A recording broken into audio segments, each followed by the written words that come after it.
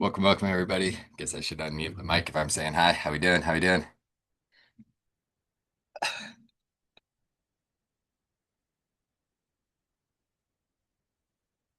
Check out BP. Yeah.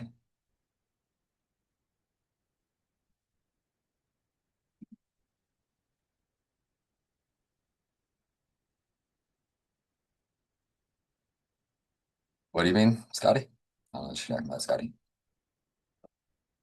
Welcome everybody. We'll give it a few minutes and I got posted a little bit late. Nah, just did some work. Just working. Always trying to work if I can. Nothing too exciting for me. What about you? Had a really good bean and cheese burrito. It's like the highlight of the weekend. Oh, Vegas trip. That's sick, dude. You should have called me so I could cash app you to have you hit a roulette spin.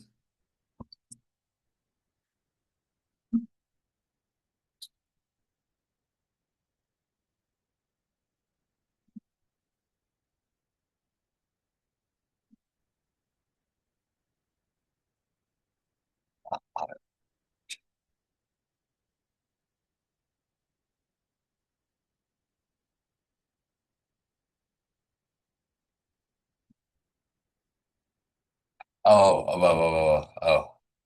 Yeah, I wouldn't be short on this one. Like this type of things, these things I don't. Yeah, I'd be very careful shorting any space thing. Gotcha.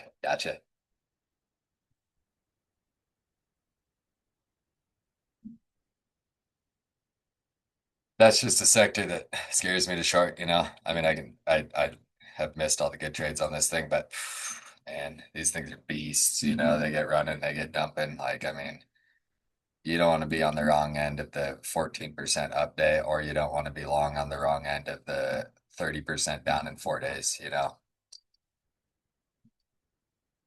Plus, it's a sector I like, and I think it's good. And at least like this one, I was actually looking at this one. I'm super mad.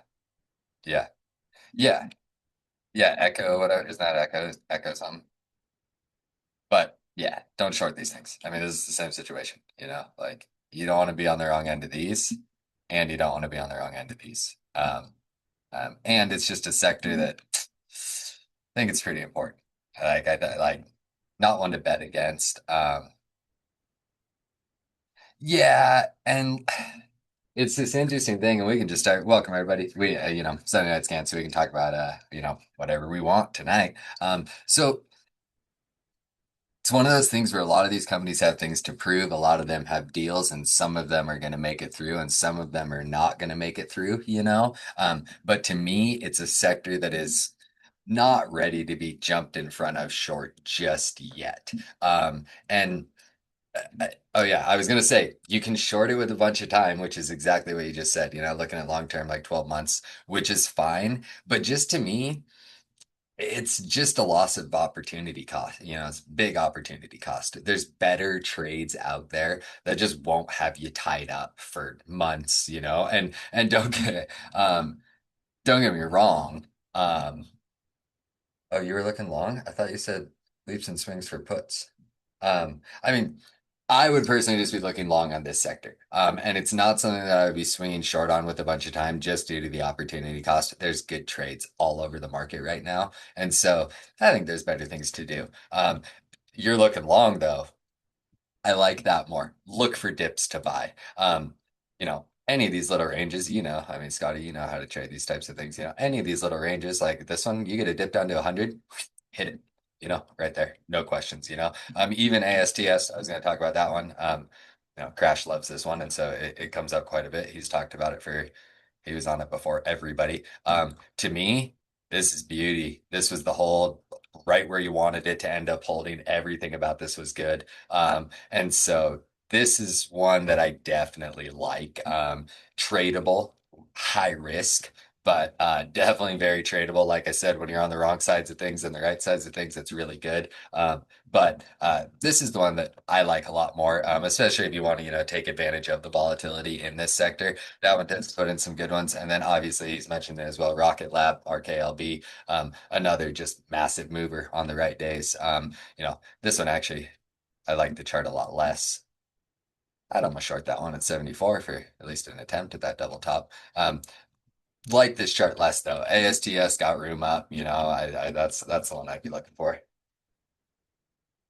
I've seen a couple mentions in here, Uber, stuff like that. I'm gonna make another post here. Give me 1 second, and then uh we'll get to talking and remind me of those.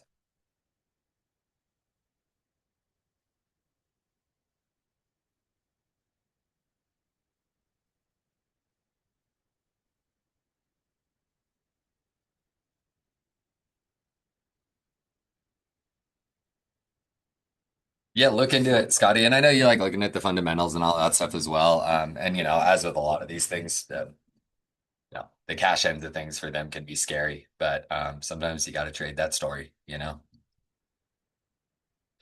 Okay, so welcome everybody. We're gonna get to rolling here. Unfortunately, I didn't get my announcements sent out. Uh, didn't get my announcement set out, so we're probably gonna have a nice small class tonight. And if you got any questions, I'm sure we will get to them. Like I said, feel free to start sending some tickers here in just a second. We'll start with SPY, we'll start with QQQ, and then I want to show you a couple other ones to have your eyes on. Post this FOMC that we just had. Well, I guess. Okay, give me 1 second.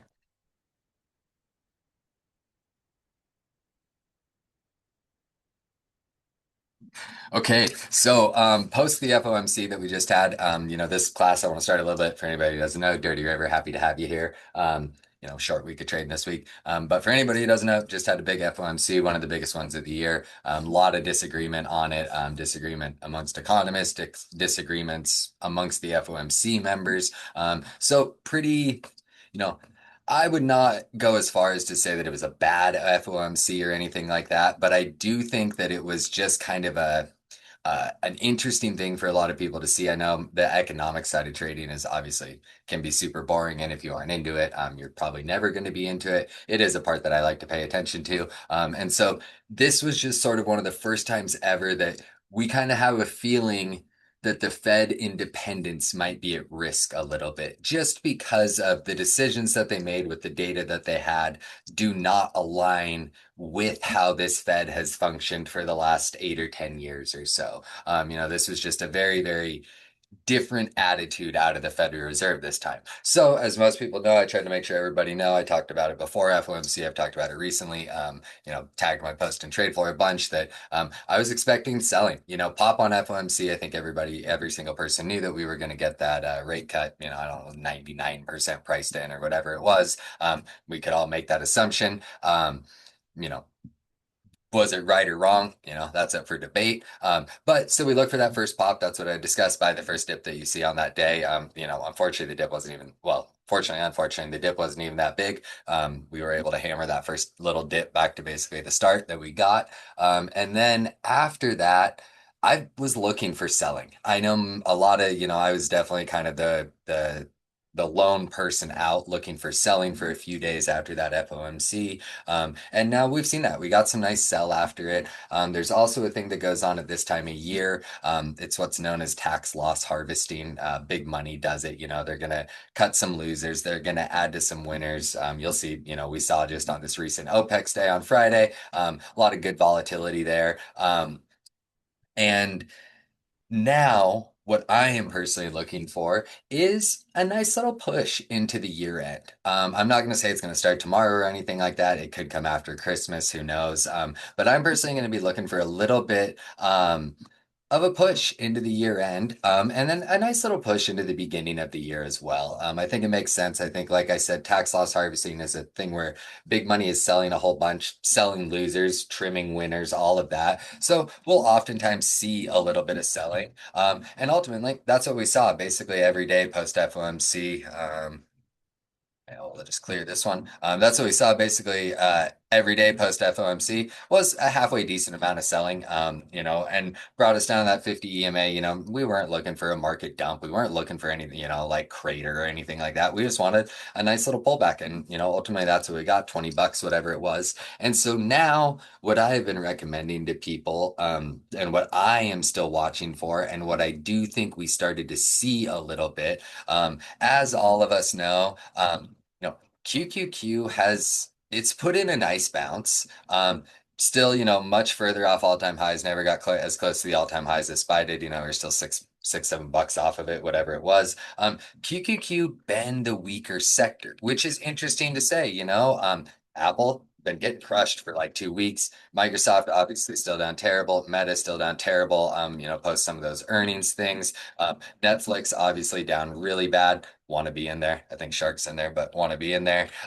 Netflix down really bad. One of the standouts, obviously, Google still selling the last few weeks, but still up nice on the year. Definitely we were preaching by Google back here 190, 200 to catch that laggard move to some of the other tech names. Well, now we've seen a lot of weakness in tech. For quite a while now. I mean, for virtually months, tech has been the weaker trade. Obviously, we had a couple weeks of up, but for the most part, going back to the beginning of November, we've had a pretty weak tech sector. So what I've been recommending people to do is start looking at some of the other things. One of the big ones, a few people have been trading it lately, obviously IWM. And so what I've been telling people and kind of what my plan is I really want to start seeing money over this next week. It could be tomorrow, it could be Friday. I don't know if the market's open Friday, but could be tomorrow, could be Friday, it could be the following week. I want to see some good money start going into IWM. Obviously, it was setting new all-time highs while SPY and QQQ were not, so it's already a bit of a leader. We want to see money start going into IWM. These are the small cap stocks. It's based on your Russell 2000. So these are the stocks that can really, really benefit from rate cuts. They're smaller companies, oftentimes not profitable or not super profitable, and so they rely on debt to function. And if they can take on that debt at a cheaper rate with a lower Fed fund rate, that's what they want to do. So what I'm looking for is some money going into IWM, going into the small caps, and then I'm also looking at RSP. And for anybody who doesn't know, RSP is the equal weight S&P. So when we trade SPY, it's the same stocks that are in RSP, but 10 stocks or whatever it is make up 40% of SPY. Well, RSP is equal weighted. So no one thing has more weight than the other. So it is interesting to note RSP was running and RSP is setting new all-time highs. RSP was at an all-time high beginning of last week, whereas SPY, the weighted one, wasn't even close. I guess it was close, but now we're way off it, much more than RSP is. And why is that? Because we are starting to see what's known as breadth expansion. This market has been rallying because of AI. In my opinion, the AI names and the big tech names are what has carried this market all year long. We got many S&P stocks in bear markets still. It's been the AI trade. Well, over the last couple of months, that AI trade has fizzled, as it will on occasion, and we're starting to see money go elsewhere. So what my plan is, and this is going to probably sound funny to all of you, I'm watching RSP, I'm watching IWM. I'm looking for these two to have an outperformed day. I want these to lead the market. I want them to be ahead of SPY. I want them to be ahead of QQQ. I likely want to see, IWM getting back over these highs, our 253 area. And this is where my plan starts to sound funny.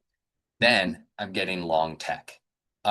Tech has makeup to do. Tech has catch up to do. I'm not overly bullish on it. Of course, big picture, I'm always bullish on tech, big tech, you have to be. But I'm not overly bullish on tech. But I am looking at tech as the laggard sector, as funny as that sounds. So when we see that nice breadth expansion, which, like I said, my bias is a little bit of a run. We might have some dips here and there over the next few weeks, but I want to see a nice grind up over the next couple of weeks overall. And I want to trade tech.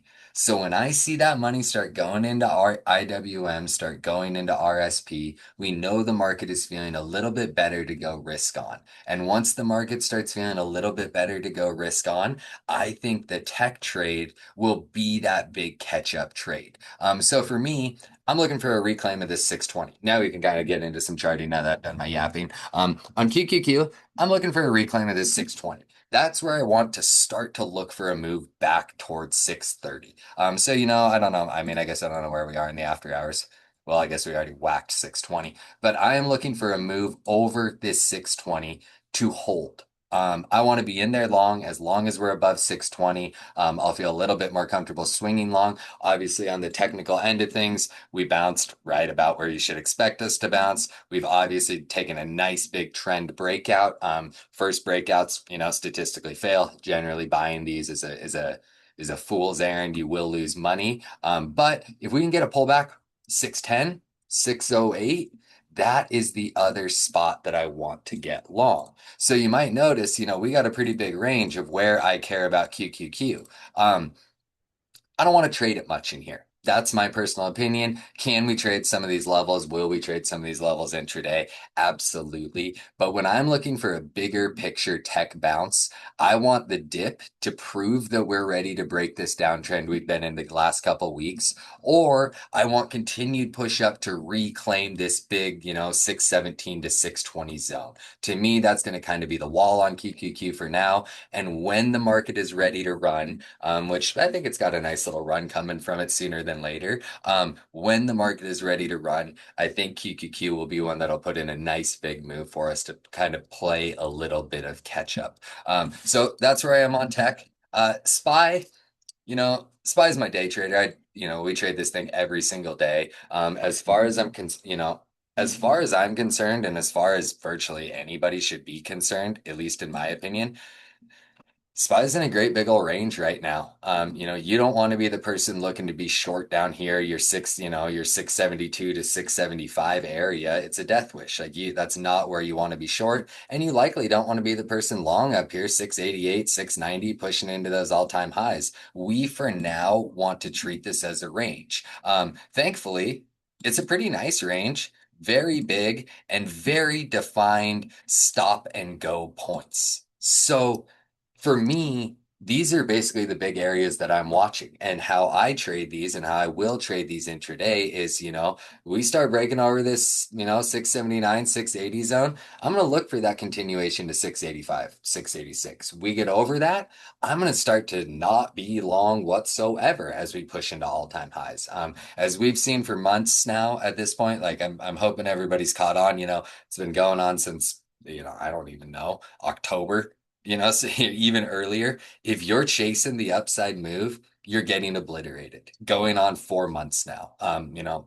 People aren't catching on to that, but being on the side of chasing the upside move has definitely been a fool's errand since we, got into this fall season. So don't be the person chasing the upside move. It is more important now than ever to look to be a dip buyer. Obviously, if we zoom out, there's no denying an unbelievable move off of those April lows.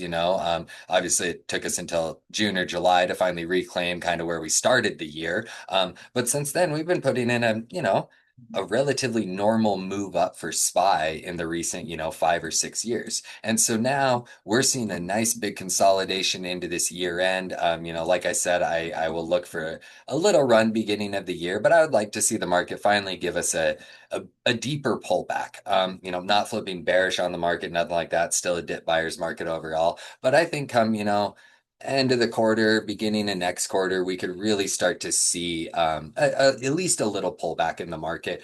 Still bullish overall, not trying to flip mega bear or anything like that. But I think it's about time for a nice little pullback. So again, just to reiterate what I'm looking at here on SPY, any dips down here, 675, if we get down to there, I'm obviously going to be a dip buyer. We can just run the stops right under that daily 50 EMA. I don't use it a lot, but it's been a good one lately. And so it really just stops under that 50 EMA. If we're trying to be the dip buyers down here, no big deal. It'll be relatively little risk. And then again, breaks above 680, 681 area. Obviously, I should probably put that on there just to make it a little more clear to you guys.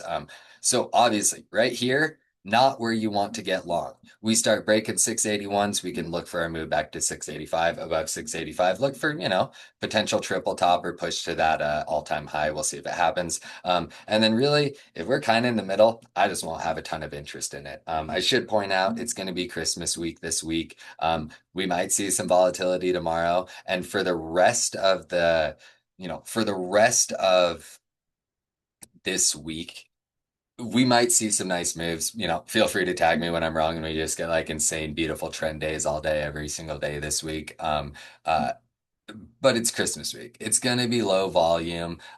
There's nothing wrong with low volume, but it might be a little bit more choppy than people like to handle. There's the giant misconception that low volume means the market won't move. Low volume actually means the market moves easier. It might just be a slower grind. I like to describe, volume as the gas pedal. If there's a ton of volume, it can move quick. If there's low volume, it can still move quick, but it can just have a very easy time grinding. We've all seen a million low volume trend days over the last couple of years. So, never get too hung up on low volume days or anything like that. But just be prepared for some Christmas time trading. Probably don't look for massive breakouts or breakdowns or anything like that, at least on the major ETFs. Should be trading pretty technical this week, I would imagine. So that's where I stand on SPY. Nice and simple.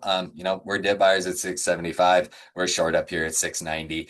Same as the Qs. Qs are looking a little bit ugly. But if we can get a retest down here or breaks over 620, for me, that's where I want to be long. And as I said, I'm sticking to my bias that I want to see the money hit IWM and RSP first. I think we might already be seeing it. I don't love the wicks we're seeing on RSP, but I want to see some money flow into those, slow down a little bit, and catch that, tech trade into the beginning of next year is kind of what I'm looking for. So with that, plenty of time left. I hope we can get to everybody's questions. I just kind of want to talk about the indices. I guess I can tell you the one trade that I have my eye on, but let's see if we got any.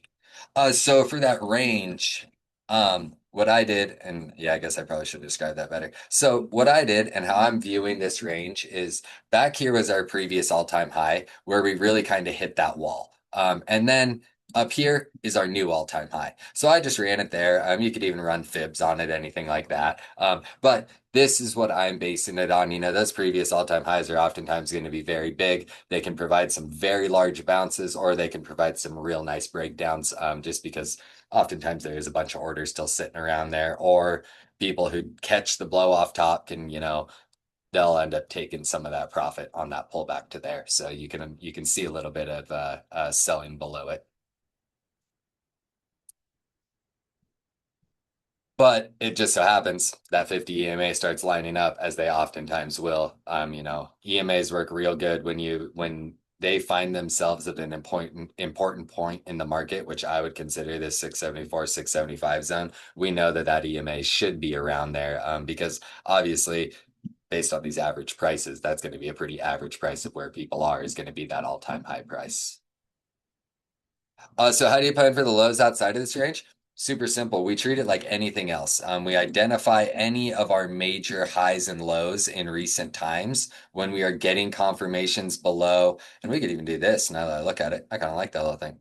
We start to get confirmation, and I'll zoom in so you can see it a little bit more. Confirmation below the 673, 674. Then we can start to look for moves down to our 670s. Obviously, big psychological number. I rarely put those on the chart.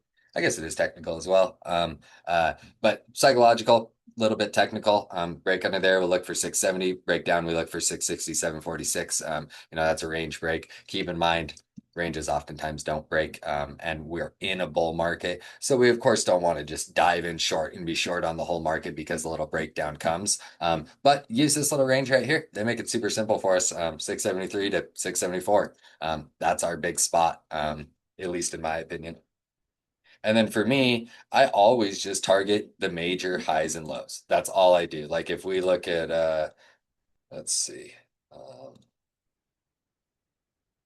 I might have just cleared the one I've been trading. That's probably a good one. No. Oh, that was the one I was on. So I did clear the one I've been trading. Um, let's see. I'm trying to find a different drawing set just so I can show you the simple example. Oh, Oh yeah, I was trading this one a lot. Was trading fibs there. Well, God, I guess I'll just show you quick charting for anybody who doesn't know how I chart. I keep it as simple as you possibly can. I can't recommend, simplifying um, simplifying your trading as much as possible is going to be the greatest thing you can do for yourself. So what I do, and I keep it super simple. I look for any major low and I put a line on it. And I don't care if it's one touch or, I don't care if it's one touch. I don't care if it's two touches. I don't care if it's 20 touches. I just want spots where the market decided to move. So generally what I'll do, I'll show you like if I was gonna, I'm coming into SPY right now. And I'll tell you, this is SPY, this is QQQ, this is Apple, Amazon, Microsoft. I don't care what you're trading. I treat every single chart the same. Doesn't matter to me. I treat them all the exact same. So initially, what I do is I look for any major lows, and I just work my way up. And what do I mean by a major low? I don't mean, I don't mean one red candle. I want to see something like this, where the market has pulled back. And this is a nice pullback. This is a 3-4% pullback in a few days. That's a nice little pullback. I want to know where it bounced. I don't care the who, what, when, where, why. I care that it bounced. And that's all I care about. And I just look for those levels. You can call them swing highs. I oftentimes call them dramatic highs and lows. And as you chart, obviously we're in a pretty strong bull trend, but you start to notice, pretty dramatic bounce here, and ultimately it's where the dramatic bounce was again. So again, we put them here, and when we get these pullbacks, those are the spots where we want to buy dips. When we can get a little range like this, we like that even more. So nice big bounce here, nice big bounce here, ultimately bounced off it real nice right there, ultimately was right around the bottom here. Really, if we would have put this zone on, you're basically bottom ticking that thing. And then I do the exact same thing on the top. Dramatic high with a nice little, ooh, that should be on there too. Dramatic high, nice pullback, ultimately finds resistance, push back up. We get our nice little range here for our dramatic high. When we get the breakout and the retest on it, we can push up. So this is all I do. And you might look at this chart and I'm just marking all these highs. This is what I do every single chart. Super simple. Anybody can do this. Um, and you might look at this and say, okay, oh, your chart's crowded. Well, we have in a $200 range on SPY, we got about 20 levels. So I will tell you, there is many, many, many more than that. Intraday things, little bounce spots that you will learn to identify over time. But what we want to do and why we want to chart on daily time frames is because it's where dramatic moves come. So you can see, like I was showing you, all of my levels come from a spot of a dramatic move, whether the market stops buying and starts selling, or the market stops selling and starts buying. Um, we know a dramatic move happened there before. And when we're options traders, when we're derivative traders, for the most part, we want to enter trades at points of volatility.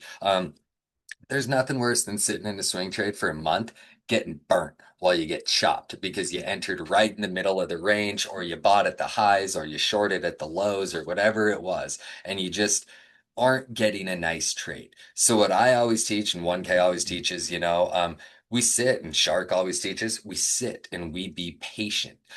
We can scalp and we can do all of that stuff to our heart's content intraday. If you want to be a really good day trader and a really good swing trader, you're patient. You don't close one swing and open a new swing. You don't have 10 swings open. That's a great way to lose all your money. We've seen it in O2. A buddy of mine, he won't mind if I talk about him.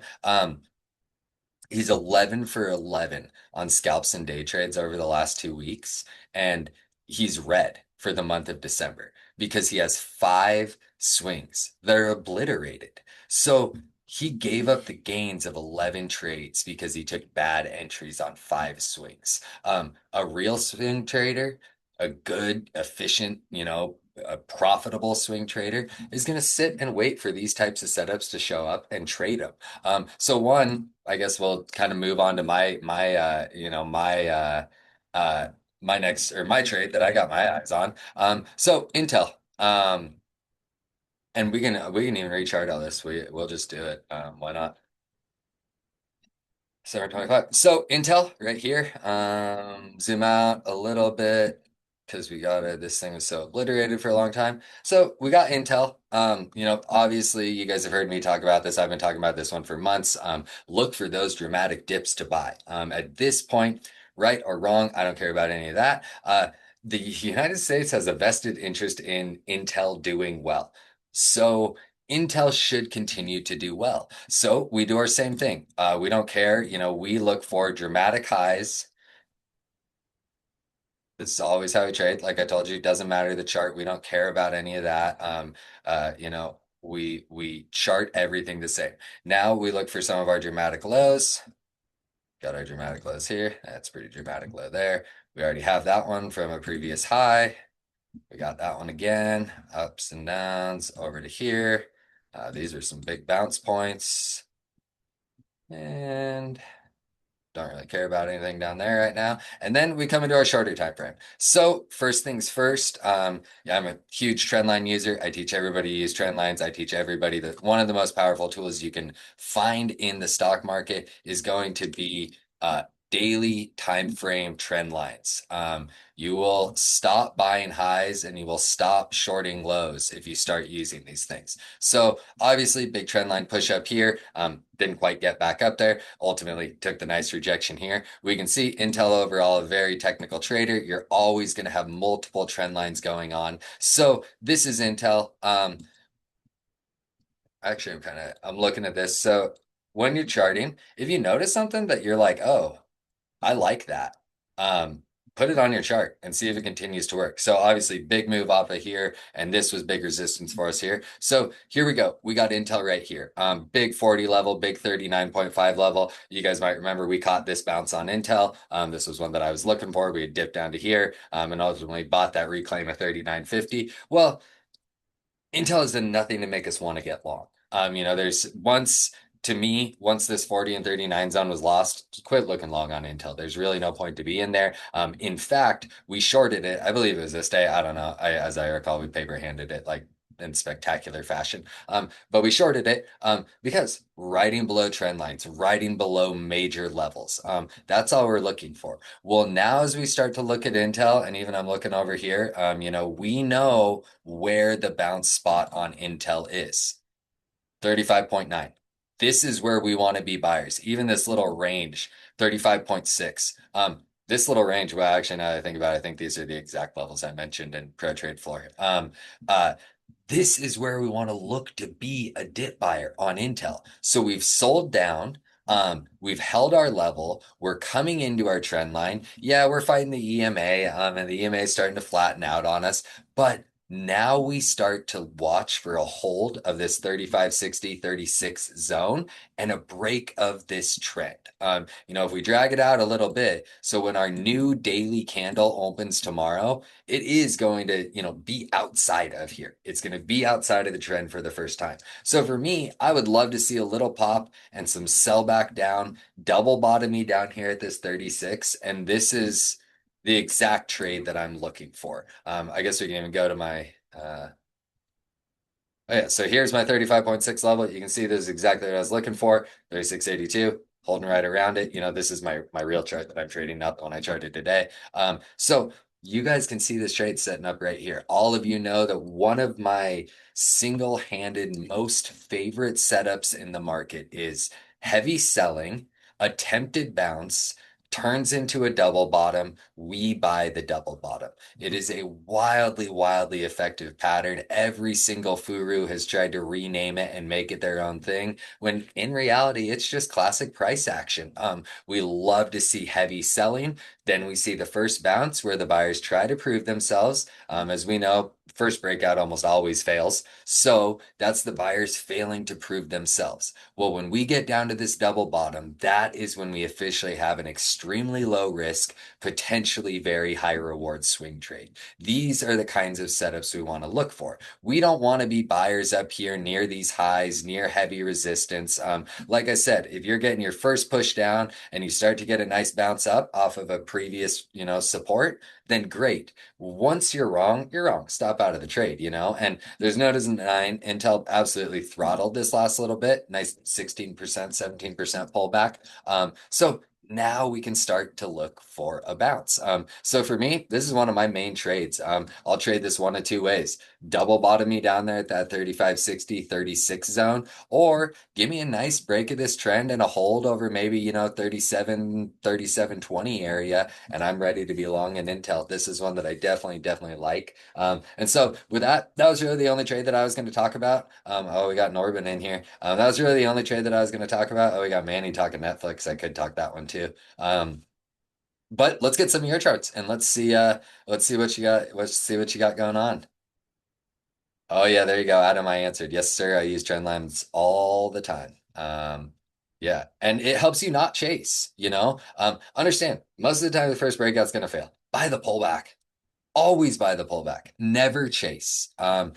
We see it all the time. It's, people, everybody in OT, they see big green candles and they just want to buy calls, or they see big red candles and they just want to buy puts. And in my opinion, the best advice, the best trading advice you can give anybody is so we can build this trade plan, okay? And say we're buying the trend break and our stop is going to be a breakdown here. Make that your entry. When you're planning your trade, you need to know three things. In order of importance: entry, stop out, take profit. Your entry and your stop out are the most important part of any trade. And something that I've learned over the years is if people would wait to enter until it got as close as possible to their stop out, they would start losing way less and start making way more. So if you find yourself chasing, always look at the chart and say, where's my stop out? And if your stop out is further away than your target, don't even buy it. Don't even think about buying it. Yeah. And so you can't chase. So I see the second part of your question. You can't chase a double bottom. The beauty of a double bottom, double top, or triple or whatever is that unlike all other patterns, a double bottom is a double bottom until it is not. So in as long as this thing's pulling back and it's holding right here, our double bottom is intact. So it is that pattern. Whereas other patterns, a bull flag, for example, a bull flag is not a bull flag until it has broken out bullish and it has proved to you that it's a bull flag. That's why I don't trade flags. That's why I don't trade head and shoulders. They are they are they're behind the times patterns, a head and shoulders, you're shorting into a double bottom or triple bottom, how people trade them. And I will tell you right now, a double bottom and a triple bottom have an exponentially higher success rate than head and shoulders do.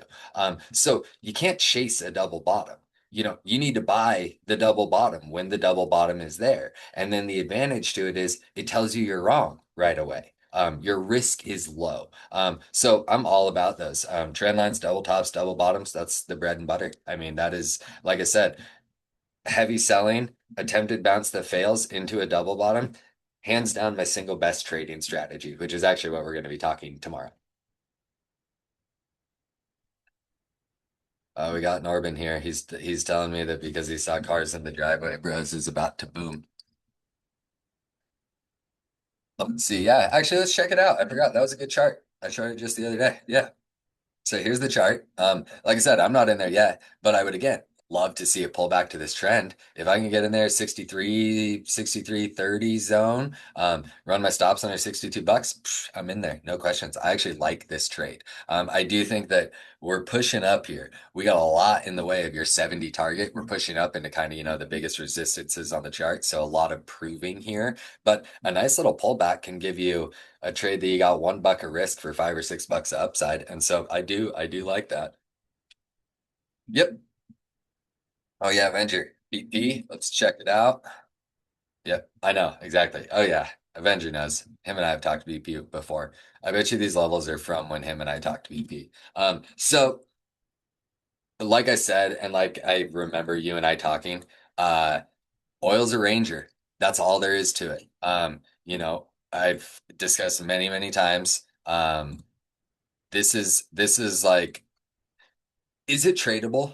Absolutely. I'm in no way, shape, or form trying to say these oil names aren't tradable, but they move sideways. As you could have bought in February of 2022, you could have bought BP for $33.84.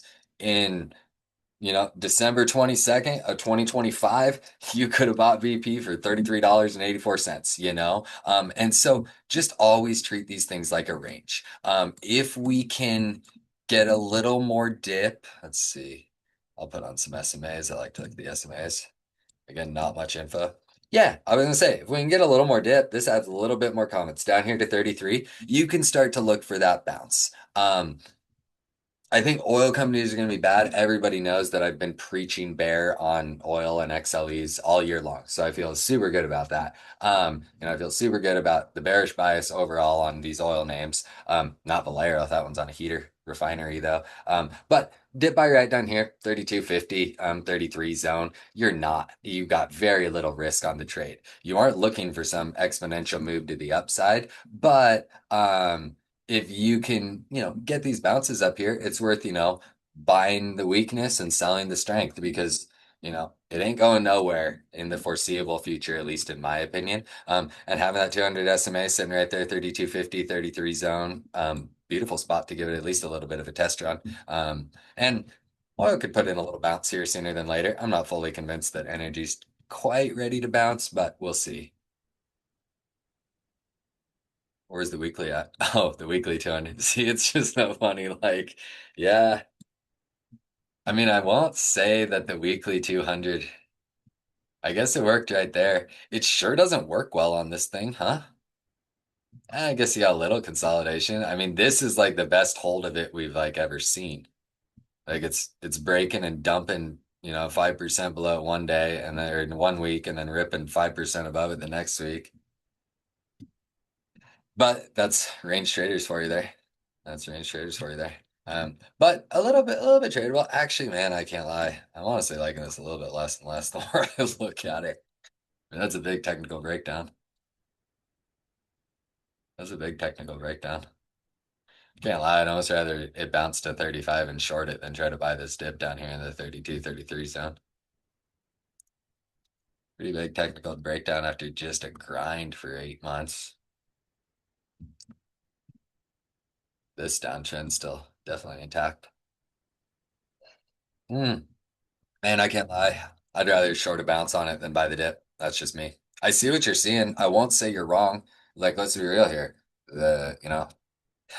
Berkshire Hathaway made their name on weekly 200 bounces. So it's not wrong. I will not in any way tell you it's wrong, but just not quite what I would be looking for.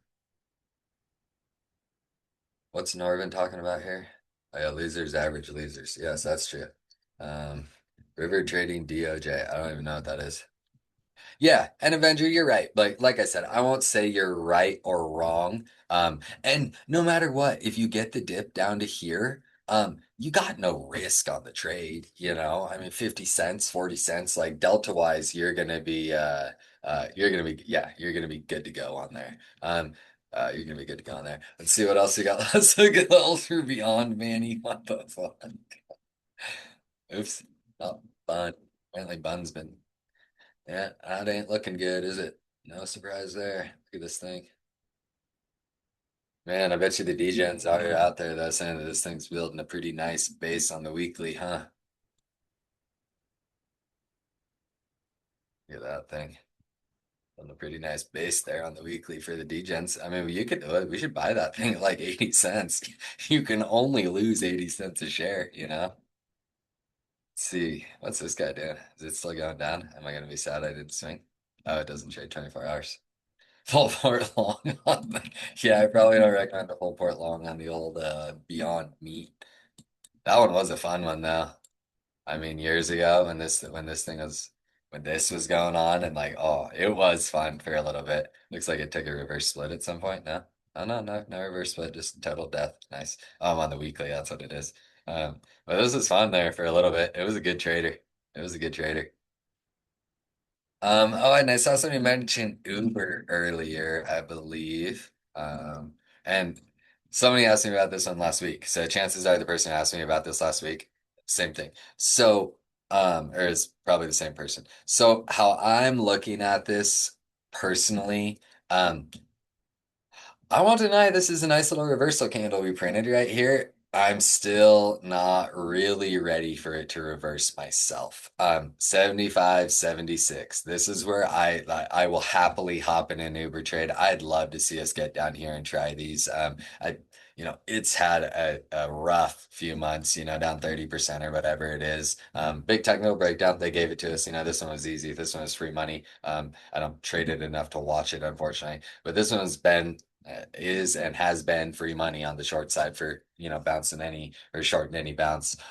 But excessive selling, I haven't checked on the fundamentals. That thing is just dumped below its 200 day, and so I'm willing to bet you this thing is starting to look a little bit cheaper valuation wise.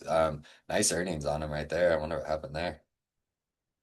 That's just a 500% blowout on EPS. So I don't know what happened there. But I would start to look to buy a dip on Uber for whoever's asking Uber. I thought somebody asked Uber. I was trying to go through the chat and find your name, but I'm not seeing it now. But Uber, again, I only know this one because somebody's asking me it last week, and I'm looking for this dip down here. 75, 76. I think a really, really nice setup right there, myself. And so with that, anybody got any other charts? I got a couple more things I can pull up if you guys don't have any questions, but I was trying to just do my yapping in the beginning. Tesla, oh my God.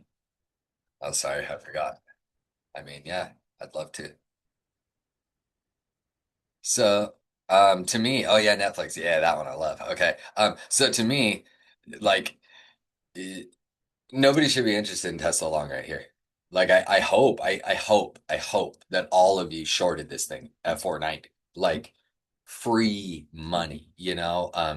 Tesla's not doing great. They're having cash issues, they're having product issues. Elon's doing great, don't get me wrong, but Tesla is, they're running on, again, robo-taxi, the same rumors that Tesla's been running on for 15 years is what it's still running on.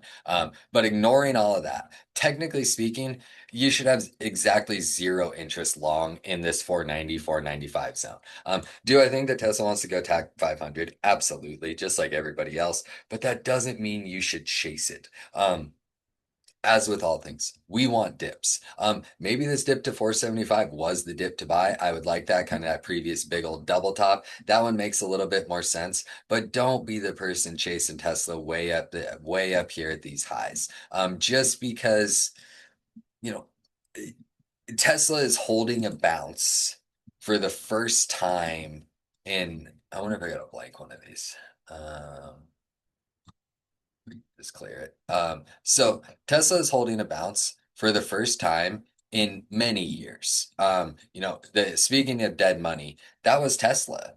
From the end of 2021, it was not until the very end of 2024 that people saw profit, that it finally started to put in a bounce. And then ultimately it gave almost all of that back. The whole election move plus some was given back. So we know Tesla still doesn't love to hold a bounce. When Tesla starts selling, it tends to sell much more aggressively than it buys. We can just look at this chart and see it in every single example. The sells, it gets clobbered, the bounces get clobbered down again. So do I think Tesla's going to 500? Do I think Tesla's going well beyond 500? Absolutely. Eventually, pains me to say it, I'm still the biggest Tesla bear walking. Dead wrong, going on 9 years now, but that doesn't change it. Still the biggest Tesla bear around. And I still know that shorting Tesla at major technical places has been a substantially better trade than the long Tesla trade over recent years. So I have to stick with that same theory. I got no interest in being long Tesla. If anything, I wonder where its most recent major trend is. This is probably gonna not be even reasonable at all. Hey, that ain't entirely unreasonable. Let's be real here. A pullback to retest some of these SMAs and this trend line. I can't lie, Tesla long at this 420 zone seems really nice. I know that's $60 below us. I'm not saying that's going to come, but that could be a very, very nice spot to catch a nice big bounce on Tesla. But for now, you can try to fight it up here and fight for your $10, $15 up, but you're going to be better off just waiting for the dips and trying to catch a bigger move, at least in my opinion. But I guess if we were really pulling teeth, this would be about my buy right here. Under there, I would just look for a move down to here. 458, 460 zone with plenty tradable. Don't get me wrong. I get it. It's all tradable. But watch that 475. That should be basically everybody's big line in the sand. And then obviously 500 because, Tesla's one of those ones that when it breaks 500, it likely just sees 510 in like 20 minutes. Okay, that's an exaggeration. But when it breaks 500, it likely sees much higher very quickly. There's no denying that. But just be cautious chasing it up there. Let's see, what do we got next? BE. Yeah, this is the one. Yeah, everybody likes this Bloom. I'm a Bloom hater. These are what I call well, I guess we don't need to talk about what I call these kinds of things. But still ugly, super strong downtrend. However, this actually reminded me of another trade that I want to take. However, gave you your entry. We've unfortunately bounced up to where you don't want to be chasing it anymore, because obviously strong downtrend. So entries down here, 75, 77. Beautiful. At this point, you're chasing into SMAs that are pointed down, you're chasing into trends, you're chasing in all these things that you don't want to be a part of. We want to be buying down here so that we can have the much tighter stop on it. And then obviously, next place we're going to want to try is going to be that 60. Not a ton of interest in this chart. No denying we've had a bunch of charts looking like this, pushing right up into the more minor trends. And we saw a lot of that on Friday. So we have to see how it all plays out. But for me, dip buyer down here at 75. And if you're a share person, 75, if when that doesn't work, look for him down here around 60.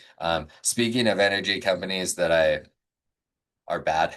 EOSE, this is one I know a lot of people trade this, so obviously perfect three push wedge for the dumper. Beautiful double top for the dumper up there. Well, EOSE, I'm preaching this 1260 level. This is about where you want to be buying. We're even building a much better base down here.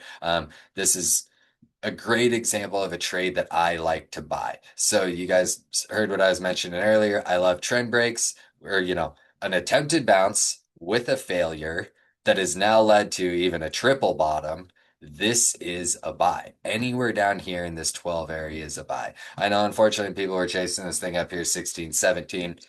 Don't chase shit stocks, buy dips on shit stocks, especially ones that are putting up like, they were guessing they were going to lose 29 cents a share. That was 277 a share. That's horrible. That's a hundred times worse. So that's not good at all. So be very, or I guess 10 times worse. Sorry, my bad. Be cautious on any of these like terrible names. However, they're volatile, very tradable. So basically this 12 to 1250 zone is kind of my dip buy on EOSE. So I do like that one. Ooh, Netflix. Yes, thank you for reminding me. I want to talk that one earlier. So obviously Netflix cut and dry for me. I always like to take note of old gaps, even once they've been filled. We didn't spend a lot of time in it, so I always like to take note of old gaps. We can also see this old gap lines up with a very nice breakdown point and a very nice breakout point. So I'm watching it. I'm watching this one like a hawk. Haven't taken the entry yet. Hoping I didn't miss it. But my view on it is virtually anywhere from this 92 to 94 zone is where you want to buy it. I'm super stoked on Netflix. We have traded it, short-term stuff, weeklies, things like that.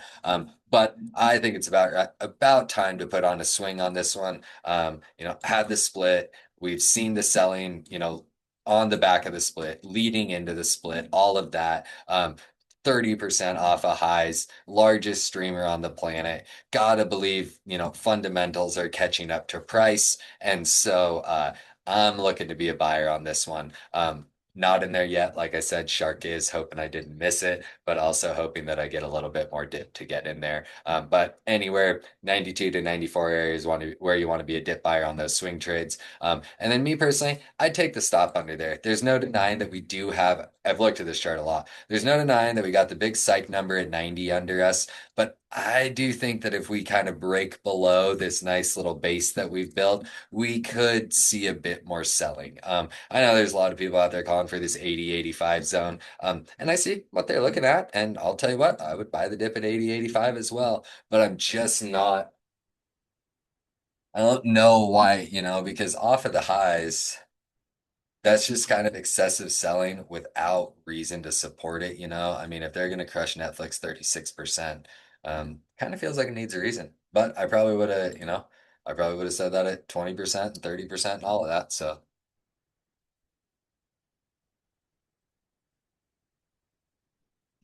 let's see. Now we got Norman randoms. I probably want nothing to do with this, whatever this is. XOVR. Yeah, yeah, I don't know what that is. I have no idea what that is. ER shares private public crossover ETF 4. I'm good on XOVR. Meta. Yeah, so Meta again, another one. Let's get I wonder if we got a there we go. So Meta, hate it right now. I'm not they had the weird tax thing. So I'm sure somebody in here knows more about it than I do. They had an unexpected $15 billion tax bill that tanked their EPS. I mean, it was the craziest thing. So their EPS was, they were expecting six. Doesn't matter what these numbers mean. They were expecting six. They got one, but they got one because of this weird tax bill. Had they not had the weird tax bill, EPS was coming in at 7.5. So a massive beat. So this is one that I'm bullish on. I think people should be looking to be dip buyers on this, no matter what. I unfortunately thought, yeah, I should be a dip buyer at 700. I mean, I didn't. It crushed way below it. But I think that we've seen plenty of selling on it. I think we've kind of, we've taken our dip, we've bounced about where we think we should bounce. We're setting the higher lows now. I think dips down to this 640 area, definitely still buyable. I want some more upside. Meta is one that I would honestly look to outperform some of the other tech names over the next quarter, just to play some catch up from the clobbering that it took. Shorter times, these bounces up here to this 200 SMA or 670, 675 area, you can definitely look to be short there. For shorter term trades, I'm not saying swing short or anything like that, but for some of those intraday short trades. And then, like I said, any dips down here, 640, 645 is where I'd be looking to buy that dip. Nice, you're in there with Shark. I love that. Good for you. So Netflix, and like I said, some people will say I'm wrong, some people will say I'm right. I don't care what people have to say. I always keep an old gap on the chart. So this is an old gap from back very beginning of the year, January at the beginning of this year. Obviously we filled it in the April and March mayhem, but there was so many orders left. Oh my God, man. There's so many orders left back here. When all of that was going on, that it's a level to watch. And so now we can see as we've got crushed back, this old range, old little gap is basically what's holding us. So now, even if you aren't looking at that, you can ignore that gap if you want. And you can actually just do this. And you can just look at this range and know that we want to dip by down here with tight stops. And we likely don't really want to be long unless we're getting an absolute explosion above about, 97, 97.30. Dude, Crash was with the money answer right there. Yeah, and it's a big gap for those people. Yeah, Boeing, let's check it out. So again, Boeing, another one, dead money. Super fun to trade though. This thing comes out of nowhere with them news stories. So this is what I've been watching. Boeing is always like it feels like every time you talk about Boeing, you're saying, well, it's had a hard few months. It's had a hard few months. Dumped it, sold its way back to this, kind of zone where, and I believe Tilia was kind of dipped by in here, this one on the way down. Kind of slows down to about that zone where you think you'd want to bounce. I was honestly looking for a little bit lower. However, now we're getting some nice confirmation. Obviously, first trend break failed for us, second attempt failed for us. Well, now we're getting some nice bounces. SMAs have caught up to us, holding above these SMAs. I will say I have little to no interest long here. 215. If you're already long, you stick long. But I would love to see a pullback to retry this 204 or 205, 206 zone, basically, and get the bounce out of there. For some continuation up. We've set our nice bounce. We've set a nice higher low now. I would love to get one more higher low set and catch some more bounce. Like I said, not a ton of interest on it right here for me. As we push up, we can see this is a mess of stuff. We were just this 216 to 220 zone. tough to get over. We of course will eventually get over it, but 216 to 220 is basically that wall. You don't want to be long into there, but it's a beauty. But like I said, if you're long and you're up nice and you're in this trade, like I said, I think Tilio was buying, on the way down, but this 190, 195 area, if I remember, obviously got a little ugly on him, but everything got ugly for a second. If you're long, you can stick long. But for me, I'm not long. So I need to look for a dip personally. And that 205, 206 zone is about where I'd want to be. Ooh, Scotty, T's got me mad. I will say I'm swinging long T finally. We can do this. Yeah, let's just do a new one. Since yeah, I trade T a lot. So I am finally relong T, just some Januaries, keeping a tight leash on this one. It's been ornery to me this year. So T, we bought back here. We unfortunately bought this day. We bought before the day before it gapped down and dumped 10%. But we bought this day, and we bought this day for a reason. News stories started coming out about their debt and how their debt was doing better. So we bought this day leading into these earnings because we knew two things. The investors were really, really going to care about are they cutting back on their debt, and they were going to care about subscriber numbers. Well, we can see ultimately it sold a little bit more after those earnings, but we saw the two things we wanted. So ultimately, this ended up being our first higher low. We saw the two things that we wanted. We saw subscriber numbers going up, and we saw debt going way down. And then quarter after quarter after quarter, they started saying debt going way down, debt going way down, debt going way down. And then right back here, not this most recent earnings, the two earnings ago, we can see we got our one more nice pop. And they said, and I mentioned when this earnings happened, look for that move to 30. This is the earnings to finally pop us over 30. So thought it was a good one. Then this earnings came out and they're taking on a bunch more debt again. They want to do more expansion, and subscriber numbers were down a little bit. So their cash is becoming an issue again.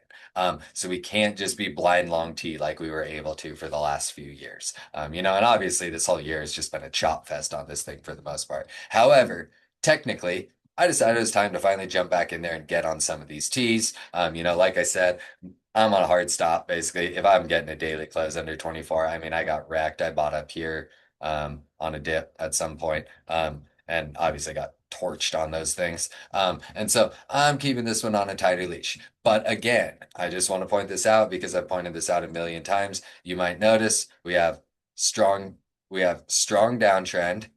Okay. We have our failed breakout. We have our attempted break that is now pulled back and set us a double bottom. If you guys are seeing a pattern in my trading. So we get the attempted break. We have now pulled back and we have now set the double bottom. So I'm long on the double bottom. And I honestly might not even wait for a daily close if this thing's really going to crush under 24. I'll get out of there.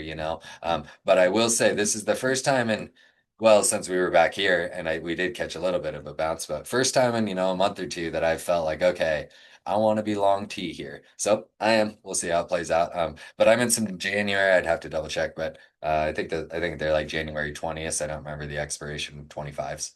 So okay, well, if that is going to do it, everybody, we can call it here. Thank you so much. Some nice requests tonight, slightly smaller class. This was really fun. I love doing these things. Thanks for listening to me yap about what I'm looking for in the market. We'll see if I'm right about anything or wrong about everything, and we will catch you all tomorrow. Have a great rest of your day, and thank you so much. We'll talk to you soon. Yeah, we'll see you tomorrow, Manny. Bright and early for a full port.